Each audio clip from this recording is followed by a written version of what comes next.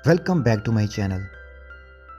Movie के शुरू में दो नेबरिंग कंट्रीज दिखाए जाते हैं। ये दो बिल्कुल मुख्तलिफ कंट्रीज हैं। एक कंट्री पर लालची किंग हेनरी की हुकूमत है जो कि इंसानों की कंट्री है, जबकि दूसरी कंट्री मोर्स की है जिसमें मैजिकल क्रिएचर्स रहते हैं। हम देखते हैं कि एक ट्री पर छोटी उम्र की फेरी रहती है, वो बहुत ही अच्छी है और सबके साथ उसकी दोस्ती है। उसका नाम मेलेफिसेंट है। एक दिन जहाँ ह्यूमन किंगडम से एक बच्चा आता है और ज्यूल रिवल से एक ज्यूल चोरी करता है। मेलेफिसेंट को पिक्सीज, नॉटग्रास, हेजलेट और फ्लैटर बताते हैं कि एक बच्चा आया है और उसने चोरी की है। वो जल्दी से वहाँ जाती है, उससे बात करती है और वो ज्यूल लेकर वापस रिवर में फेंक देती है।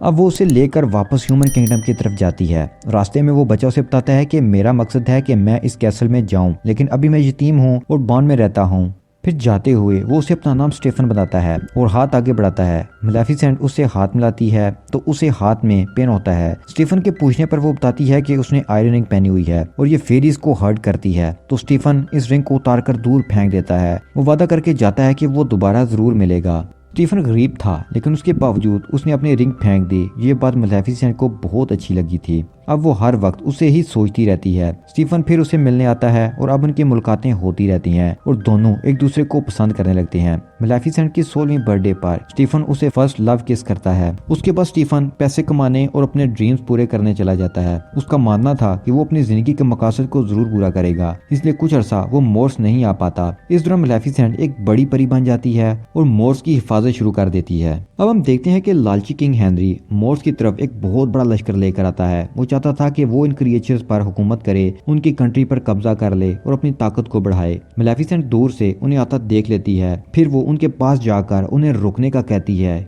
किंग हेनरी उसका मजाक उड़ाता है और अपनी आर्मी को उस पर अटैक करने का कहता है। आर्मी अटैक करती है। इधर मेलेफिसेंट भी मैजिक करती है और जंगल से ट्री ब्रांचेस के एक क्रिएचर्स निकलते हैं जो किंग हेनरी की आर्मी पर अटैक कर देते हैं। वो ह्यूमंस को बुरी तरह मार रहे होते हैं। क्रिएचर्स के सामने इंसानों की फोर्ट टिक नहीं पा रही थी। फिर मेलेफिसेंट किंग हेनरी के पास आती है। जब वो उसे अपने आयरन आर्मर सूट के हाथ से टच करता है तो मेलेफिसेंट दूर जा गिरती है क्योंकि फेरिस को आयरन हर्ट करता है। अब किंग हेनरी मौका पाकर वापस अपने कैसल में भाग जाता है। कैसल वापस आने के बाद किंग हेनरी बीमार पड़ जाता है। वो ऐलान करवाता है कि जो भी मेलेफिसेंट से उसका बदला लेगा वो उसे किंगडम का किंग बना देगा और अपनी बेटी का हाथ भी उसे देगा। स्टीफन जो कि उसका केयर टेकर है वो भी ये सब सुन लेता है। हम जानते हैं कि स्टीफन का ये एम था कि वो एक दिन कैसल में जाएगा। वो कैसल में तो किसी तरह आ गया। अब वो किसी बड़े ओहदे रुतबे पर बल्कि किंग के तख्त तक पहुंचना चाहता था और इसके लिए वो कुछ भी करने को तैयार था। वो मोर्स में आता है और मेलेफिसेंट को मिलता है। वो दोनों बैठकर पुराने वक्त को याद करते हैं और दुखी हो जाते हैं। फिर मौका मिलते ही स्टीफन उसे पीने के लिए कुछ देता है, जिसे पीते ही मेलेफिसेंट बेहोश हो जाती है। स्टीफन उसे मारने लगता है लेकिन उसे हिम्मत नहीं होती।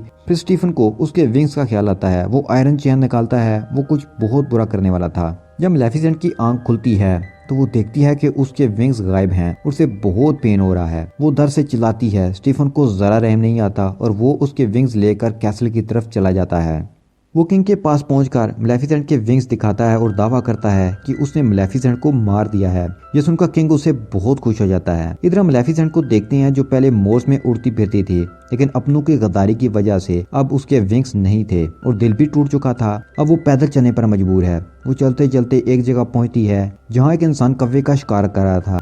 मेलेफिसेंट अपने मैजिक से इस कौवे को इंसान बना देती है। शिकारी भाग जाता है। उस कौवे का नाम डाइवल था। क्योंकि मेलेफिसेंट ने उसकी जान बचाई थी, इसलिए वो इसका सर्वनेट बनकर उसकी खिदमत करना चाहता है। वो उसे ह्यूमन किंगडम में जासूसी के लिए भेजती है, जो उसे आकर बताता है कि स्टीफन ने किंग की बेटी से शादी कर ली है और अब वो किंगडम का किंग बन गया है। इस गद्दारी पर मेलेफिसेंट बहुत गमज़दा होती है और गुस्सा भी। वो मैजिक करती है और मोर्स किंगडम को, जो अभी तक बहुत खूबसूरत और सरसब्ज किंगडम थी, उसे ब्लैक किंगडम में बदल देती है। फिर वो सब क्रिएचर्स की मलका बनकर रूल करने लगती है। कुछ वक्त ऐसे ही गुजर जाता है और एक दिन डाइवल उसे आकर बताता है कि स्टीफन के यहाँ बेटी की पैदाइश हुई है और आज उसकी खुशी में जश्न मनाया जाएगा। सेलिब्रेशन शुरू होती है तो वहाँ 3 पिक्सीज आती हैं।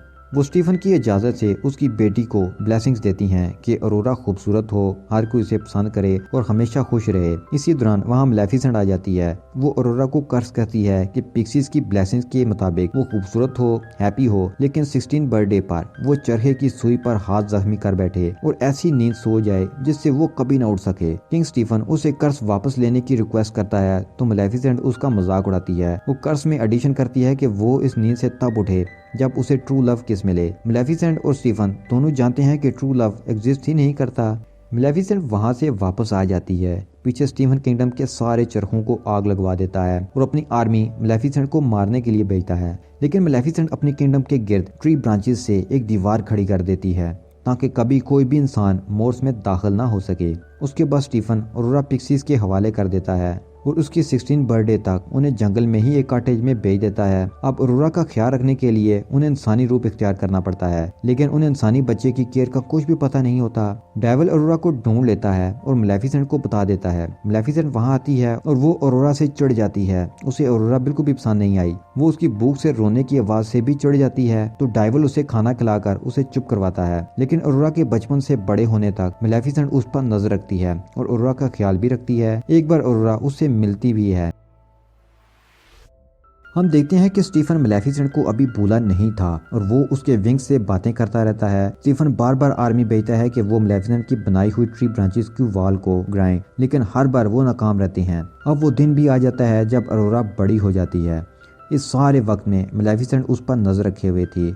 अरोरा मोर्स किंगडम के बारे में हमेशा क्यूरियस रहती थी। वो एक दिन इस वॉल के करीब उसे देखने आ जाती है। स्टीफन की आर्मी भी आ जाती है। मेलेफिसेंट अरोरा को बेहोश कर देती है। स्टीफन की आर्मी को तबाह करने के बाद अरोरा को लेकर चली जाती है। अरोरा को जब होश आती है तो वो मेलेफिसेंट को बताती है कि वो जानती है कि मेलेफिसेंट ही इसकी गॉड मदर है, जो बचपन से अब तक उसका ख्याल रखती आई है। अब हम देखते हैं कि अरोरा अक्सर औकात मोर्स आती रहती है। मोर्स के तमाम क्रिएचर्स के साथ उसकी अच्छी दोस्ती हो जाती है। हम मेलेफिसेंट के दिल में भी उसके लिए एक नरम गोशा पैदा हो चुका था। वो उसकी केयर करना शुरू हो जाती है, इसलिए वो अपना कर्ज वापस लेने की कोशिश भी करती है, लेकिन वो कर्ज वापस लेने में कामयाब नहीं हो पाती।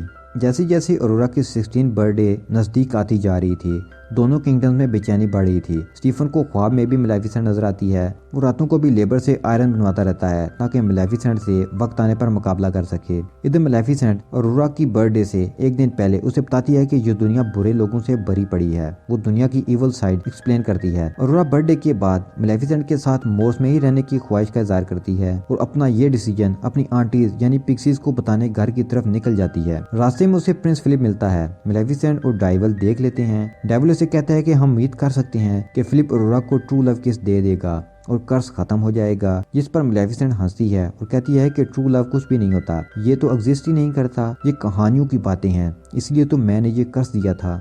अब अरोरा कॉटेज में पिक्सीज के पास आती है और उन्हें अपने डिसीजन के बारे में बताती है कि अब वो मोर्स में रहेगी, जिस पर पिक्सीज उसे उसकी कर्ज की सारी कहानी सुनाती हैं। वो दुखी होकर मोर्स आती है और मेलेफिसेंट से उस कर्ज के बारे में पूछती है। वो दुखी थी और उसकी बात सुने बगैर कैसल की तरफ आ जाती है, जबकि मेलेफिसेंट डेविल को फिलिप को लाने का कहती है। इधर अरोरा कैसल में स्टीफन से मिलती है। वो उससे गुस्सा होता है कि तुम वक्त से पहले क्यों आ गई और उसकी सेफ्टी के लिए उसे रूम में बंद कर देता है। मेलेफिसेंट के साथ जंग और उसे पकड़ने की प्लानिंग में लग जाता है। अरोरा डोर नॉक करती है, कोई नहीं खोलता, लेकिन वो ट्राई जारी रखती है तो एक मेड डोर खोल देती है। वो बाहर आकर कैसल के डंजन में पहुंच जाती है। वहाँ वो मैजिक से बने स्पिनिंग व्हील की सुई पर फिंगर रख कर कर्ज के मुताबिक सो जाती है। इधर मेलेफिसेंट को भी कर्ज पूरा होने की खबर हो जाती है। वो फिलिप को घोड़े पर रख कर कैसल की तरफ आ रही होती है। वो अरोरा को बचाना चाहती है, इसलिए वो यहाँ आई है। कैसल पहुंचकर वो देखते हैं कि कैसल के गिर्द आयरन ट्रैप्स हैं ताकि मेलेफिसेंट को पकड़ा जा सके। डेविल मेलेफिसेंट को मना करता है कि अंदर मत जाओ, लेकिन वो जान का रिस्क लेकर कैसल में दाखिल होने लगती है। वो फिलिप को लेकर कैसल में दाखिल होने में कामयाब हो ही जाती है।